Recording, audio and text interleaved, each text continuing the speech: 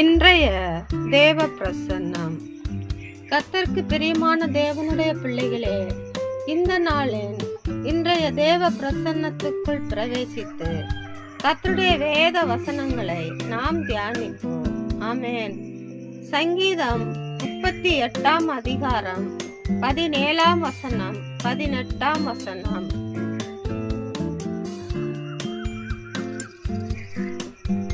நான் தடுமாறி விழ ஏதுவாயிருக்கிறேன். என் துக்கம் எப்பொழுதும் என் முன்பாக இருக்கிறது. என் அக்கிரமத்தை நான் அறிக்கையிட்டு என் பாவத்தின் நிமித்தம் விசாரப்படுகிறேன். ஆமென்.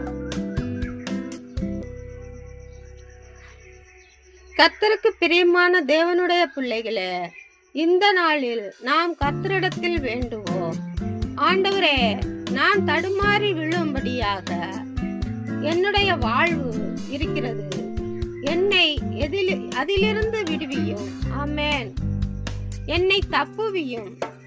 என் வாழ்வு நிலைமாறி போகும்படியாக காணப்படுகிறது. என் துக்கங்கள் என் மனதை நெருக்கிக் கொண்டு இருக்கிறது.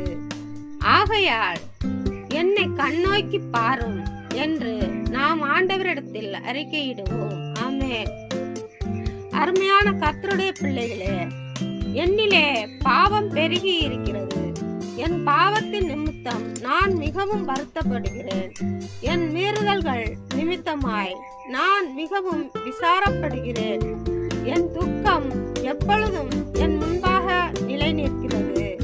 என் மனம் உடைந்து நொந்து என்னுடைய தவறுகளை நான் உணர்ந்து மனம் கசந்து நிற்கிறேன்.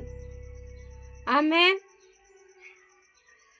கர்த்தருக்கு பிரியமான தேவனுடைய பிள்ளைகளே, அப்படியாய் நம்முடைய பாவங்கள், சாபங்கள், மீறுதல்கள், அக்கிரமங்கள் எல்லாவற்றையும் நம்முடைய தேவனுக்கு முன்பாக அறிக்கையிட்டு இவை எல்லாவற்றையும் கர்த்தரிடத்தில் சமர்ப்பணம் பண்ணி நமக்காக சிலுவையில் அறையப்பட்ட நம்முடைய இயேசுவின் இடத்தில் கேட்டு நாம் நம்மை பரிசுத்தமாக்கி பரிசுத்த பாதையிலே நடக்கும்படியாக நாம் இந்த காலை வேளையிலே நம்முடைய கர்த்தருக்கு நம்மை ஒப்பு கொடுப்போம்.